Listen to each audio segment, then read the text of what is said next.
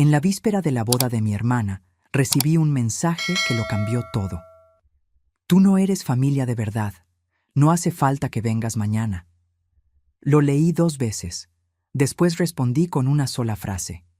Mi madre se rió y dijo que yo estaba fanfarroneando, que por la mañana estaría en la puerta con una disculpa, como siempre hacía. Ella todavía se reía cuando se fue a dormir. Por la mañana, cuando sonó el teléfono, la risa se había esfumado por completo. Pero antes de continuar, checa si ya estás suscrito al canal y escribe en los comentarios: ¿desde dónde estás viendo este video? Nos encanta saber hasta dónde están llegando nuestras historias. Mi nombre es Teresa Fuentes. Tengo 68 años, canas que dejé de pintarme hace tiempo y manos que han cargado más peso del que cualquier persona debería cargar en una sola vida. No estoy contando esta historia porque quiera que sientan lástima por mí. La cuento porque pasé décadas pensando que dar era lo mismo que ser amada, y tardé mucho tiempo en entender que no lo es. Todo empezó 3 meses antes de la boda de mi hermana, Concepción. Yo había ido a la oficina de su novio a firmar un documento del seguro para el salón de fiestas, un detalle burocrático entre tantos otros que yo misma había resuelto sola en los últimos meses. El contrato del salón en Puebla estaba a mi nombre, el de la decoración también, el del banquete, el de la fotógrafa. Todo a mi nombre, porque fue mi tarjeta la que pagó, mi firma la que garantizó y mi pensión la que financió todo. Cuando llegué al estacionamiento, vi a una mujer bajando del coche de Marcio, el novio de Concepción, por la puerta trasera. Se arregló el cabello, se acomodó la blusa y se fue sin verme. Él bajó poco después. Cuando sus ojos se encontraron con los míos, se puso pálido de un golpe. No tuvo que decir nada. Lo entendí todo en un segundo. Me quedé parada en el asfalto caliente con la carpeta en la mano, sintiendo el sol de mediodía en la espalda y una frialdad extraña por dentro. No grité, no lloré. Solo lo miré con esa serenidad que a veces nos da la edad o que produce el cansancio. No sé bien la diferencia. Él se acercó a mí tropezando con sus propias palabras. Que fue un error, que iba a terminar, que amaba a Conchita, que yo no podía contar nada. Le di un plazo, 3 meses. O él lo resolvía o yo hablaba. Hoy sé que fue el mayor error que cometí en toda esta historia. Mayor que haber pagado la boda. Mayor que haberme quedado en silencio durante años, guardar el secreto de un hombre que estaba engañando a mi hermana. Eso es lo que todavía me pesa de verdad. Pero para entender cómo llegué a aquel estacionamiento, necesito retroceder un poco más. Mi padre murió cuando yo tenía 42 años. Concepción tenía 27, todavía muy joven, siempre frágil, tal como mi madre decía que era. Y mi madre, doña Genoveva, que siempre fue una mujer de mano firme, simplemente se derrumbó. Fue como si se hubiera apagado. Dejó de pagar las cuentas, dejó de abrir la correspondencia, dejó de salir de casa. Yo encontré una pila de recibos de luz y agua escondidos en una caja de zapatos debajo de su cama. Lo junté todo, me senté en la mesa de la cocina y empecé a pagar. Nunca nadie me lo pidió. Simplemente lo hice. Era empleada de gobierno desde hacía 20 años, tenía una vida estable y la voz de mi padre todavía resonaba en mí como si hubiera sido ayer. Teresa, tú eres la más fuerte, cuídalas. Tomé esa frase como una orden que no tenía fecha de caducidad. Pagué la hipoteca de la casa de mi madre por 11 años. En los primeros años, pagué también la renta de Concepción cuando dejó el primer trabajo, luego el segundo, luego el tercero. Cubrí sus deudas de tarjetas de crédito 2 veces. Le presté dinero que nunca volvió y dejé de llamarlo préstamo porque resultaba vergonzoso fingir que regresaría. Mi madre tenía una frase que escuché tantas veces que se me quedó grabada en la piel como un tatuaje. Conchita siente las cosas más profundo que tú, Teresa. Ella es más sensible. Como si yo no sintiera, como si yo estuviera hecha de otro material, más duro, que no necesitara cuidados. Cumplí 60 años un martes. Mi amiga Lourdes apareció con un pastelito de chocolate y una vela. Mi madre llamó a las 3 de la tarde para preguntarme si podía llevarla al doctor la semana siguiente. Concepción no llamó. Al día siguiente, ella publicó una foto del cumpleaños de su perra con un pastel adornado y la frase «Mi amor eterno». Lourdes me dijo esa noche, con la franqueza que solo tienen las viejas amigas: «Ellas no olvidan tus días importantes, Teresa. Es que no creen que importen». Pasé 2 días tragándome aquello. 6 meses después, Concepción se comprometió con Marcio. Y sin siquiera preguntar, sin hacer una pausa para respirar, se giró hacia mí en la cena y dijo: «¿Verdad que tú eres buenísima con esas cosas de organización, Teresa?». Y yo, como siempre, saqué mi libreta y empecé a anotar. El salón fue lo primero. Quinta Las Hortensias, una hacienda preciosa en Atlixco, con terraza de madera, jardín con rosas y una vista que daba a un lago. 18,000 pesos solo de reserva. Marcio no los tenía. Doña Genoveva ciertamente no los tenía. Y Concepción ni siquiera fingió buscar otra opción. Solo me miró con esa sonrisa de quien sabe que la respuesta ya está dada. Firmé. Pagué el anticipo.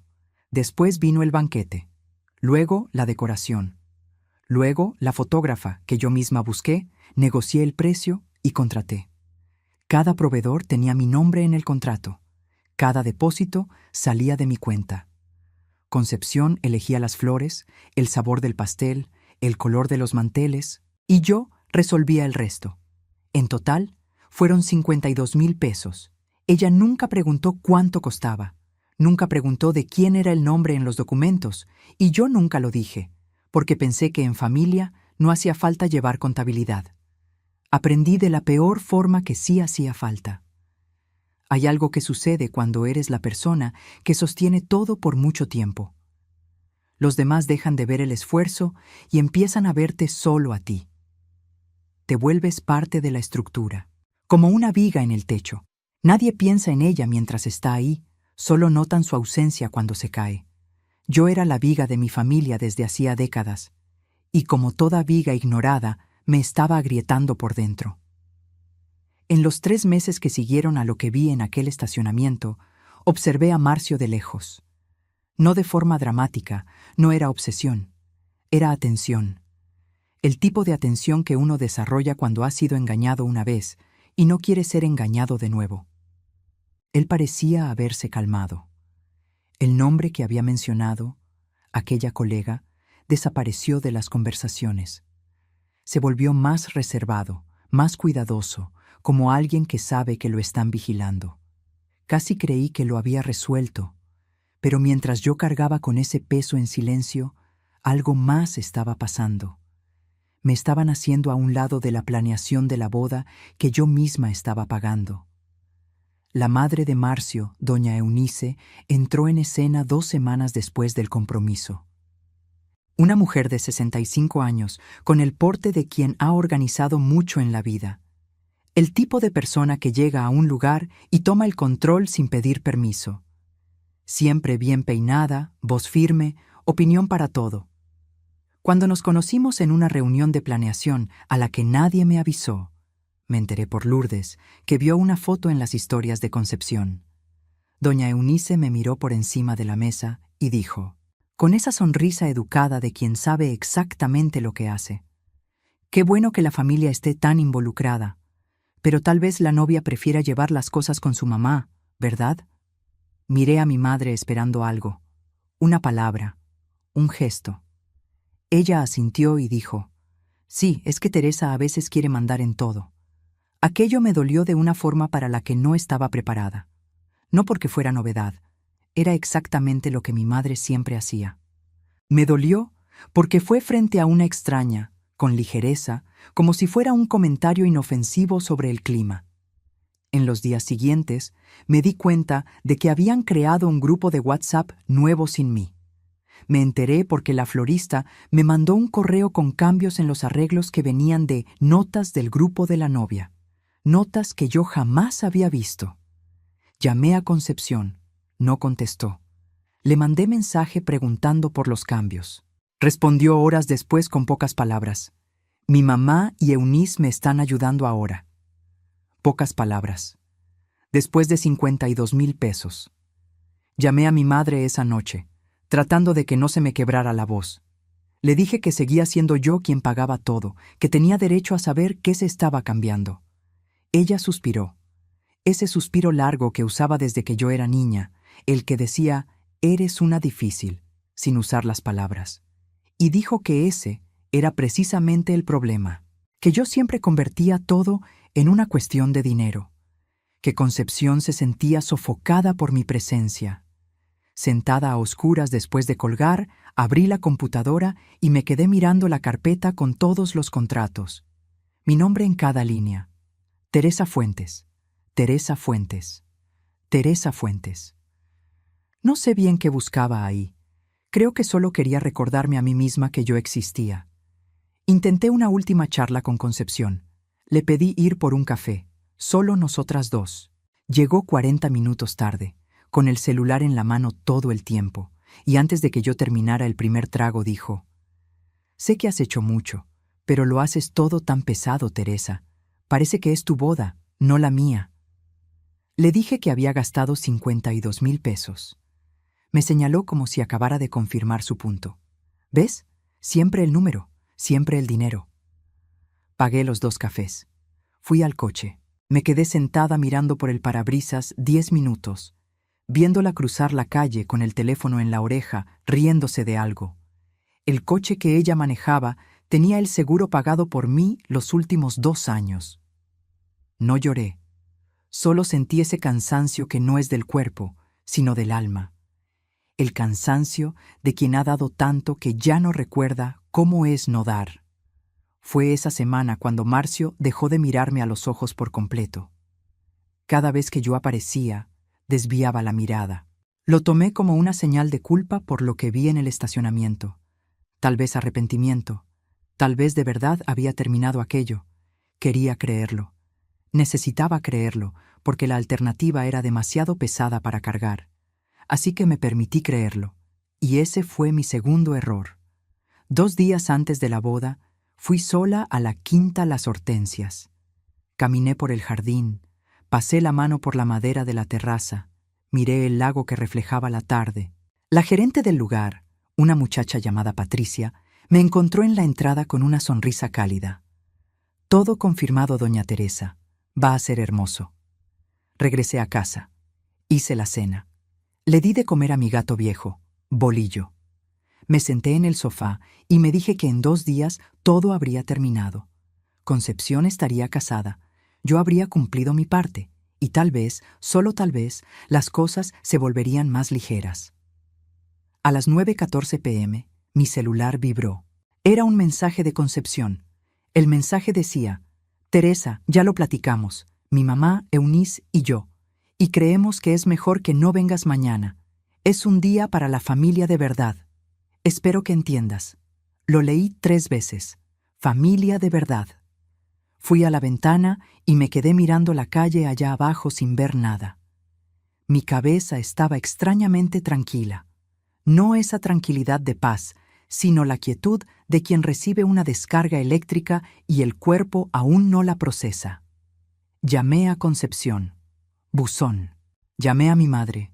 Contestó al segundo timbre con una voz ya ensayada, ya preparada, diciéndome que era lo mejor para todos, que Concepción necesitaba un día tranquilo, sin presiones.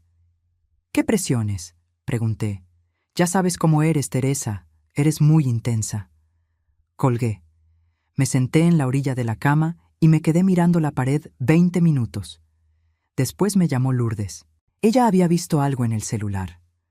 Concepción le había tomado captura al mensaje que me mandó y lo había publicado en el grupo de las damas, ese del que yo nunca formé parte.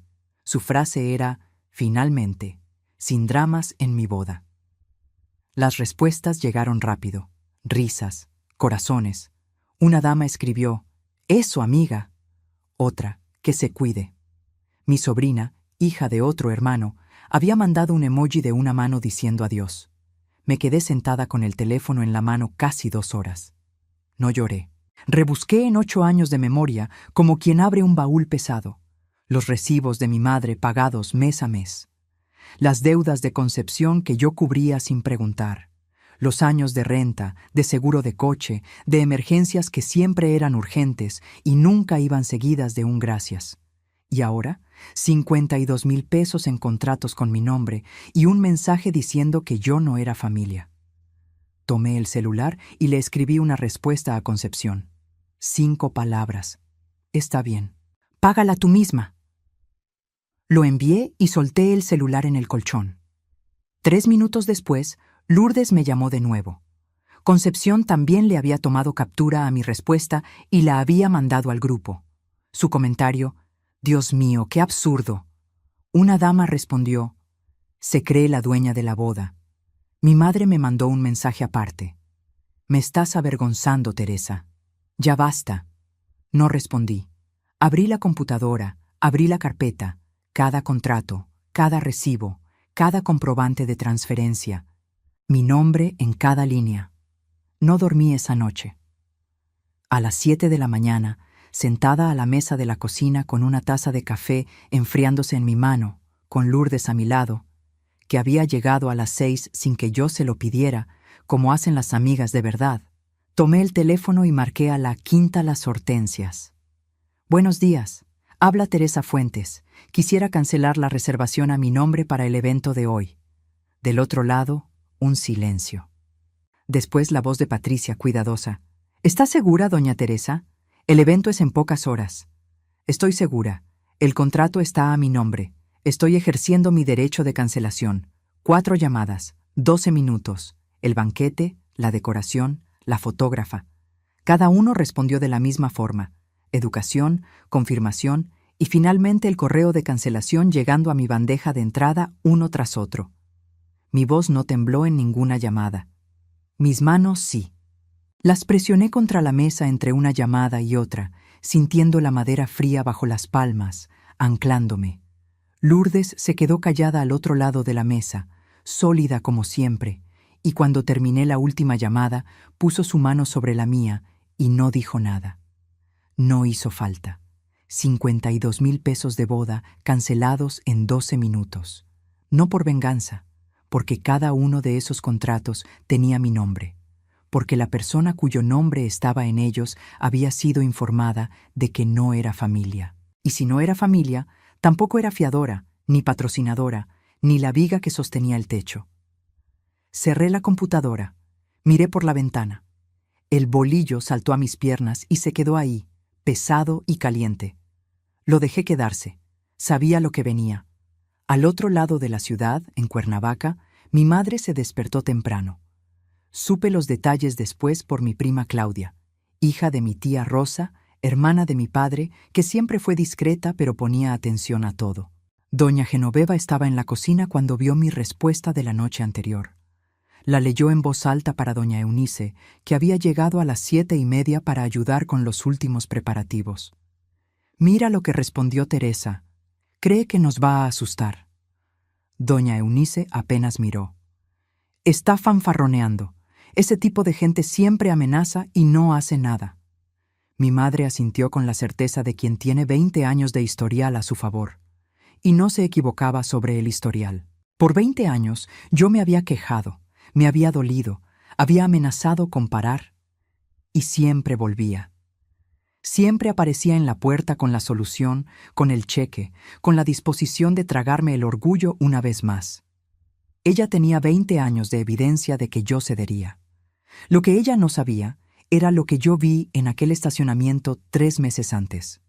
No sabía de las 12 personas riéndose en el grupo de mensajes. No sabía que la niña que siempre volvía, finalmente, se había quedado sin razones para regresar. A las 9:22 a.m., Concepción llamó a la Quinta para confirmar el montaje de las mesas. Patricia contestó y le informó, con toda la delicadeza posible, que la reservación había sido cancelada por la contratante, Teresa Fuentes, esa misma mañana. Concepción se quedó en silencio casi 10 segundos. Después preguntó quién lo había autorizado. La propia Teresa Fuentes. Ella es la titular del contrato. Pero yo soy la novia. El contrato fue firmado y pagado por la señora Teresa. Ella es la parte autorizada. Se cortó la llamada. Mi madre llamó enseguida. Después el banquete, la decoración, la fotógrafa, 4 paredes, ninguna puerta. Cada proveedor dio la misma respuesta. El contrato estaba a nombre de Teresa Fuentes y solo ella podía autorizar cualquier cosa. Fue cuando doña Eunice, que se había quedado parada en el pasillo escuchando todo, se giró hacia mi madre con una voz muy baja y muy peligrosa. «Tú me dijiste que la familia estaba cubriendo el lugar». Mi madre no respondió de inmediato. «¿Quién pagó el salón, Genoveva?» Teresa se encargó de los depósitos. ¿Se encargó o lo pagó? Silencio. ¿Ella pagó todo? Las circunstancias eran complicadas. ¿Me dejaste venir aquí, organizar a mi familia, planear esta boda, sin decirme que era la hermana de la novia la que estaba pagando todo? ¿Y a esa mujer la desinvitaron anoche? Doña Eunice era una mujer que entendía de responsabilidad y de cuentas. Era del tipo que sumaba todo y nunca olvidaba un número. Miró a su alrededor. Los arreglos que debían montarse en la quinta, el banquete que esperaba confirmación, la fotógrafa que había bloqueado todo el día, todo cancelado, y su familia en medio. Llamó a su propio servicio de banquetes. Consiguió una solución de emergencia: carnes frías, pan, un pastel sencillo, que podía entregarse en casa de mi madre ese mismo día. Mandó a su hijo a acomodar sillas de plástico en el patio. Trajo flores que compró a las carreras en el supermercado más cercano, todavía con la envoltura de la tienda. Fue la boda que sobró. Mi prima Claudia estaba entre los invitados. Me contó después que la gente llegaba con la invitación en la mano, miraban la dirección impresa, Quinta Las Hortensias, y luego miraban la casa con patio, tendedero y un columpio oxidado a un lado. Nadie dijo nada abiertamente, pero el murmullo empezó rápido. La tía Rosa llegó y me llamó al momento. «Teresa, ¿qué pasó?» Se lo conté. No con rabia. Ya no tenía rabia, estaba más allá de eso. Le conté los números, los contratos, el correo de cancelación de la madrugada. Ella se quedó callada un tiempo. Después dijo, bajito: «Dios mío, Teresa». Le dije que ya lo sabía. Mientras tanto, sentada en mi sofá con el bolillo y con Lourdes en el sillón de al lado, yo recibía las actualizaciones de Claudia como reportes de guerra: sillas prestadas de la iglesia, mesa con un mantel que no llegaba a las orillas, pastel de súper con el nombre mal escrito en el primer intento. Concepción todavía no salía de su cuarto a las 11 de la mañana. No sentí placer. Habría sido más fácil si lo hubiera sentido. Sentí esa llanura extraña que viene cuando algo que estuvo tenso por mucho tiempo finalmente se suelta. No alivio exactamente, sino más bien como el silencio después de un ruido largo que habías dejado de notar.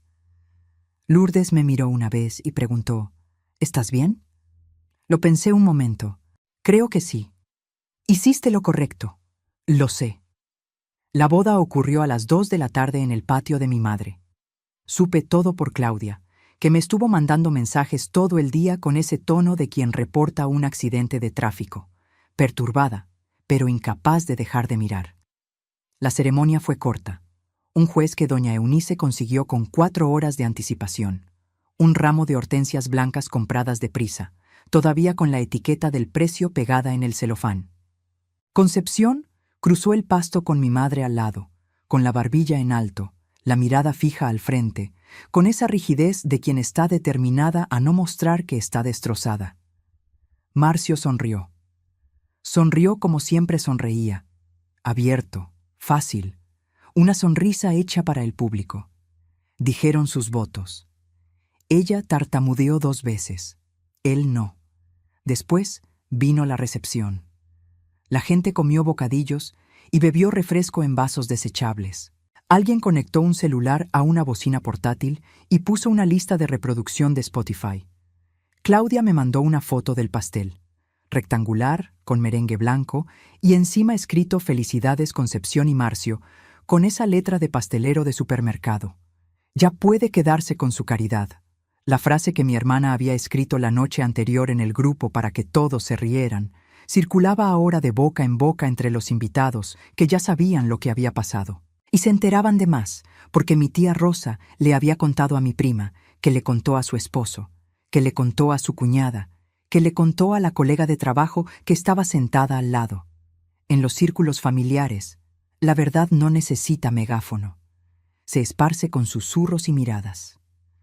Fue a las 3:15 cuando la bomba estalló. Había una mujer llamada Sandra en la mesa de la familia de Marcio, colega de su oficina, invitada porque ayudó a cerrar un contrato importante el año anterior. Estaba en su segunda copa de vino y platicaba con 2 amigos de Marcio sobre chismes de la oficina. En un descuido que probablemente lamentaría por años, mencionó el nombre, la famosa colega del estacionamiento, pensando que era un tema ya conocido. No lo era. Los amigos se miraron entre sí. Sandra se dio cuenta del error, pero ya era tarde. La información salió de su mesa en menos de 10 minutos. Pasó por los primos, llegó a la madrina principal, que fue directo con Concepción. Mi hermana se quedó parada en medio del patio, con su vestido de novia y el ramo todavía en la mano. Preguntó el nombre en voz alta, con una firmeza que debió costarle mucho. Marcio se puso blanco. Intentó arreglar el desastre. Dijo que no era nada, que ya había terminado, que no era lo que parecía. Solo que sí lo era. Y él sabía que ella lo sabía. El ramo cayó al pasto. Concepción se sentó en la silla de plástico más cercana y se quedó mirando al suelo como si tratara de leer algo escrito ahí. Doña Eunice cruzó el patio, agarró a Marcio del brazo y se lo llevó a la calle.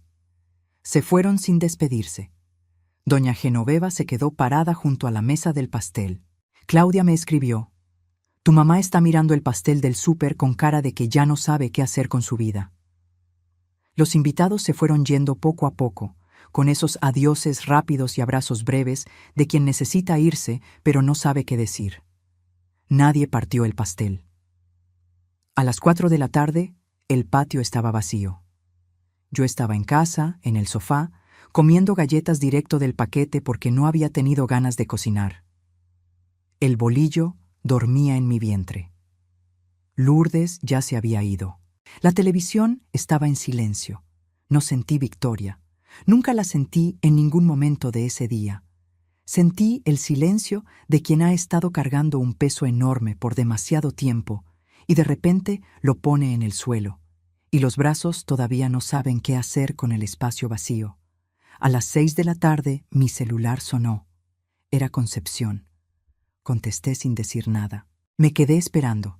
Su respiración era irregular, de esa que viene después de muchas horas llorando, cuando el cuerpo ya se cansó del llanto, pero aún no sabe cómo parar. Me preguntó cuánto tiempo hacía que yo lo sabía. Le dije que 3 meses. El silencio que siguió tenía peso. No hizo la pregunta como una acusación. La hizo como quien intenta medir el tamaño de una pérdida. 3 meses. Estaba contando los días, las cenas familiares, las veces que estuvimos en el mismo lugar con aquello entre nosotras. Cuando me preguntó por qué no se lo había dicho, se lo expliqué con toda la honestidad que me quedaba. Si te lo hubiera dicho, mi mamá habría dicho que yo era una envidiosa, que quería destruir tu felicidad, y tú le habrías creído. No discutió. Ese fue el momento más extraño de toda la conversación, la falta de discusión, porque en el fondo ella sabía que era verdad. Sabía cómo se habría contado esa historia, cómo me habrían señalado, cómo el mensajero se habría vuelto el villano. Pero también le dije que fue un error quedarme callada, que ese secreto no me pertenecía, que debí poner la verdad sobre la mesa de inmediato, sin importar las consecuencias, y dejar que ella decidiera qué hacer con su propia vida. Lloró un poco más. Después la línea se quedó en silencio y se cortó la llamada. No fue un perdón, no fue una reconciliación. Fueron solo 2 hermanas reconociendo, al mismo tiempo y por primera vez, el tamaño del desastre. 2 días después, mi madre llamó. Sin un hola, sin un ¿cómo estás? Directo. ¿Ya estás satisfecha? Respiré hondo. No respondí a su pregunta. Dije lo que tenía que decir, que pagué la hipoteca de su casa por 11 años. Que cubrí las deudas de Concepción más veces de las que podía recordar, que puse 52,000 pesos en una boda y me desinvitaron la víspera, que no estaba satisfecha, estaba exhausta y que ya iba a parar. Dijo que si mi padre estuviera vivo, nunca me habría dejado actuar así. Me quedé con eso en la mano un momento. Después dije, con más calma de la que esperaba tener: si mi padre estuviera vivo, él me habría pedido que parara hace mucho tiempo, porque él sí me conocía. Colgó. Esa semana me senté con mi asesora financiera, una mujer llamada Elena, que desde hacía 3 años me mostraba tablas de Excel con una paciencia de santa mientras yo fingía que esos números no me importaban. Esta vez le pedí cancelar los pagos automáticos a la cuenta de mi madre. De inmediato, ella lo procesó sin comentar, pero vi en su rostro que no le sorprendía. Después le pedí que me mostrara todo lo que yo había pagado a nombre de mi familia en los últimos años. La hoja de cálculo llenó la pantalla. 11 años de hipoteca, 4 años de cuentas varias de concepción, los 52,000 de la boda, seguros, rentas, emergencias. El total era de 231,400 pesos. Me quedé mirando ese número mucho tiempo. Era más de lo que habría tenido si hubiera invertido ese dinero. Era más de lo que la mayoría de la gente gana en 10 años.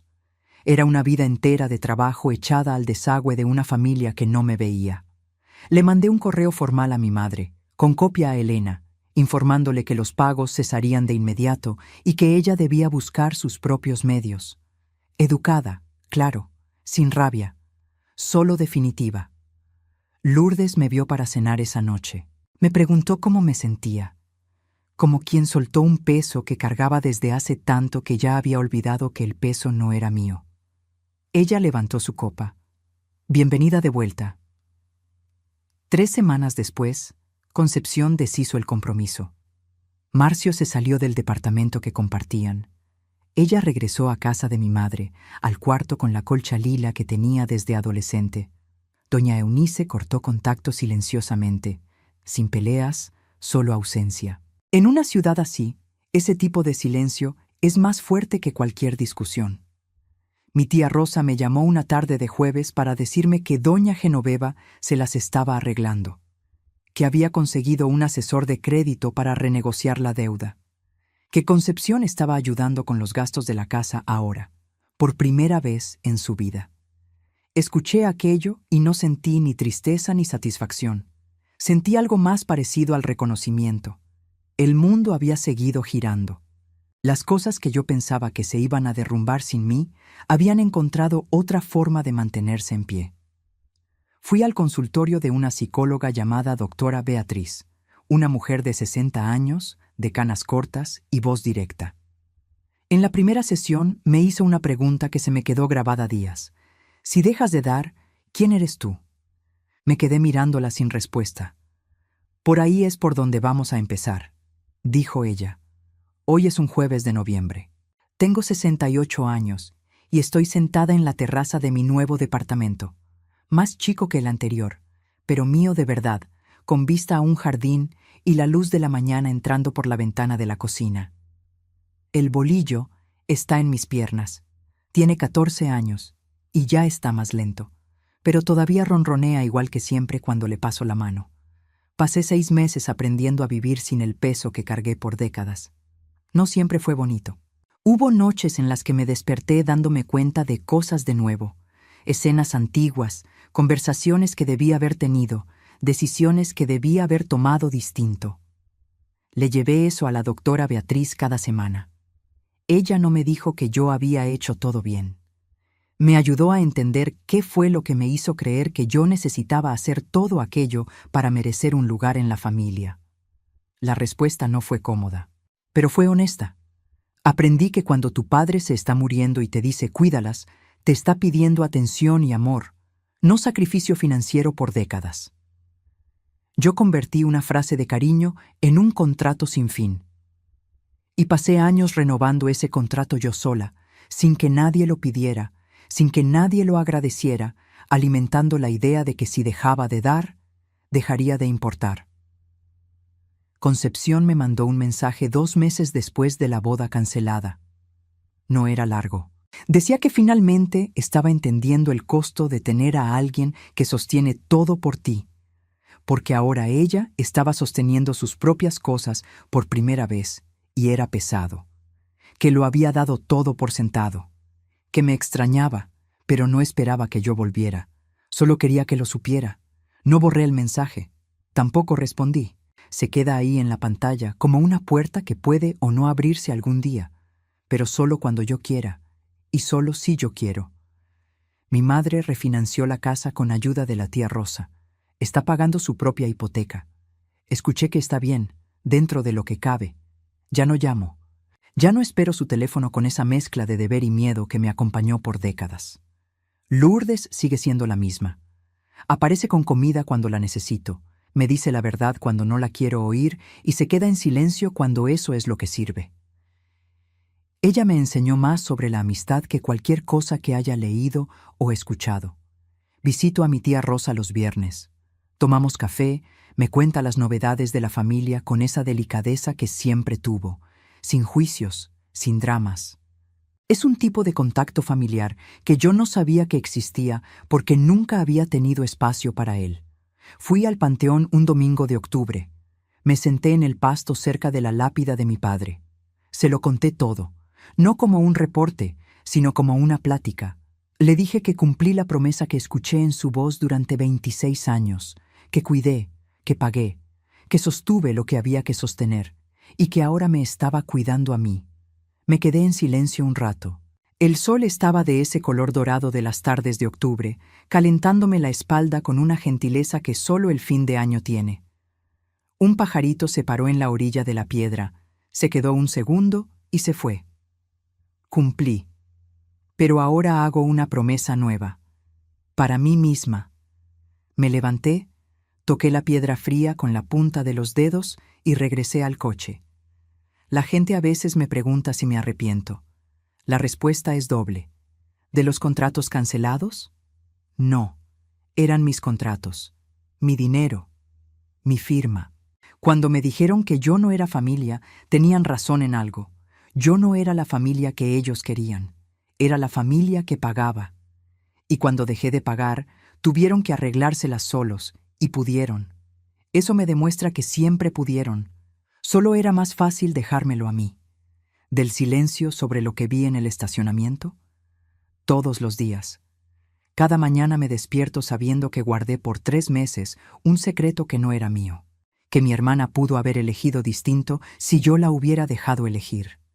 Aquello no era protección, era control disfrazado de amor. Pensé que yo sabía qué era lo mejor para ella, mejor que ella misma. No lo sabía.